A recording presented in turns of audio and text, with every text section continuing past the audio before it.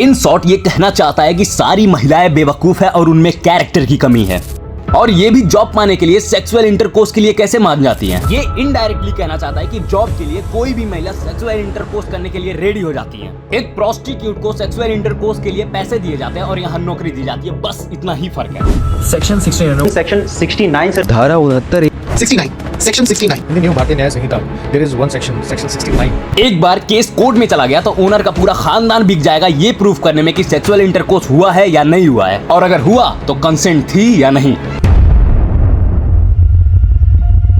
जय हिंद दोस्तों। देखो, तुमने कई बार कई सारे इंटरव्यूज देखे होंगे जिसमें सुना होगा कि मॉडलिंग इंडस्ट्री कभी किसी के लिए अच्छी नहीं रही। मजे नहीं आए वैसे मॉडलिंग करके। बहुत खराब है भाई मॉडलिंग इंडस्ट्री, आपको नहीं पता क्या? मैंने कितनी बार बताया। इंडस्ट्री के 95% मॉडल को कभी ना कभी हैरेसमेंट को फेस करना पड़ता है। इन मॉडल्स को भिन्न भिन्न प्रकार के कॉम्प्रोज के लिए प्रोवोक किया जाता है, और ऐसा भी नहीं है कि इस इंडस्ट्री में कोई जेंडर इशू।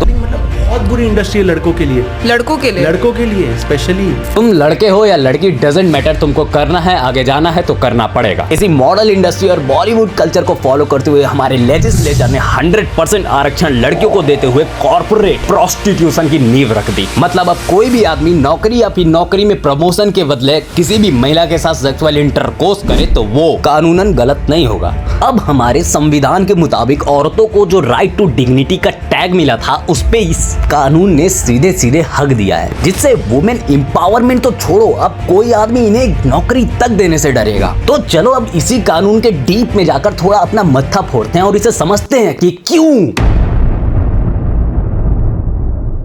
सेक्शन 69 भारतीय न्याय संहिता, इसकी हेडिंग ध्यान से पढ़ो। Sexual intercourse by employing deceitful means. Deceitful मतलब अगर कोई आदमी आपको जॉब या फिर जॉब में प्रमोशन देने का झूठा वादा करके आपके साथ सेक्सुअल इंटरकोर्स करता है तो ये एक ऑफेंस होगा अंडर सेक्शन 69, और इसमें आप 10 साल तक तो आराम से ठोके जाओगे। ये जो false promise of employment, false promise of promotion वाला चीज है, ये अभी नया नया ऐड हुआ है। पुराने वाले कानून में ये दोनों चीजें नहीं थी, और आज की वीडियो में हमें इन्हीं दो चीजों पे स्टिक भी रहना है। पता है इंपॉर्टेंट बात क्या है कि जॉब का वादा किया, जॉब नहीं दिया, तब ये ऑफेंस है। अगर जॉब दे दिया तो इसमें कुछ भी गलत नहीं है। वही मॉडलिंग इंडस्ट्री वाला सिनेरियो है कि भाई कॉम्प्रोमाइज कर ले, हम तुझे आसमान पे पहुंचा देंगे। अगर पहुंचा दिया तो ठीक है, वरना 2 साल बाद किसी पॉडकास्ट के माइक को पकड़कर अपने दुखों को अलापेंगे, मुझे पहुंचाया। बहरहाल इस कानून में एक बहुत बड़ा लूप होल है। व्हाट इफ मैंने तुम्हारे साथ सेक्सुअल इंटरकोर्स किया और तुमको नौकरी पे रख भी लिया और 2 महीने बाद फिर निकाल दिया, फिर क्या कर लोगे तुम? मैंने बोल दिया तुम्हारी सर्विस अच्छी नहीं है, तुम काम करने के लायक नहीं हो, तुम्हारा IQ बिल्कुल लो है, तुमको कंप्यूटर तक चलाने नहीं आता, क्या उखाड़ लोगे तुम मेरा? क्योंकि वादा तो नौकरी देने का था,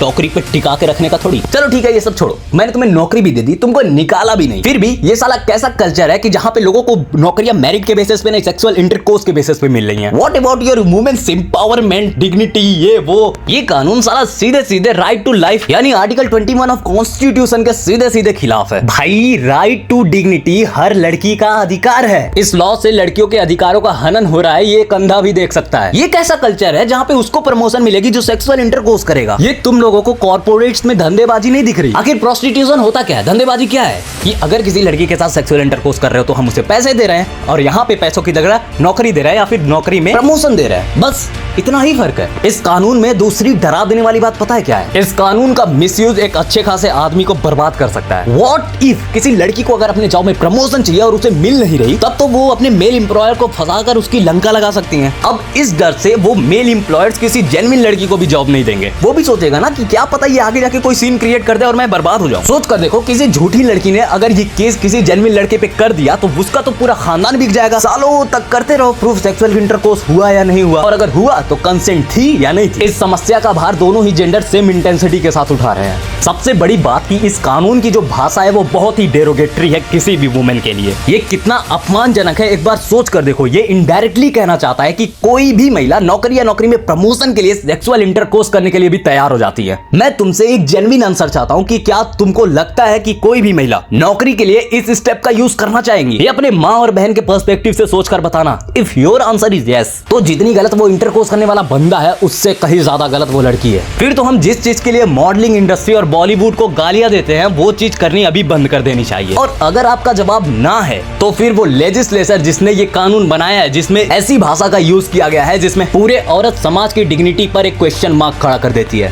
कि सारी महिलाएं बेवकूफ है और उनमें कैरेक्टर की कमी है। वो अपना सही गलत नहीं समझ सकती और जॉब के लिए सेक्सुअल इंटरकोर्स करने के लिए तैयार हो जाती हैं। तुम्हें नहीं लगता ये एक मिसोजिनिस्टिक विचारधारा है? और ये विचारधारा किसी भी प्रॉपर देश को पूरी तरीके से बर्बाद कर देने के लिए काफी है। अगर तुमको लगता है कि ये कानून कहीं से भी महिलाओं का अपलिफ्टमेंट कर रहा है या फिर एम्पावर्ड कर रहा है तो चूतिया हो तुम। मैं तुमसे 2 सवाल पूछना चाहता हूँ और इसका आंसर मुझे जरूर बताना। पहला, क्या आपके नजरिए से इस कानून ने महिलाओं की डिग्निटी को बिलो ओवर किया है कि नहीं? दूसरा, क्या कोई भी महिला सेक्सुअल इंटरकोर्स के लिए रेडी हो जाएगी अगर उससे जॉब या जॉब में प्रमोशन दी जाए तो? कुछ नया सीखना है तो सब्सक्राइब कर लो, इसके पैसे नहीं लगते। That's all for the day. Thank you so much.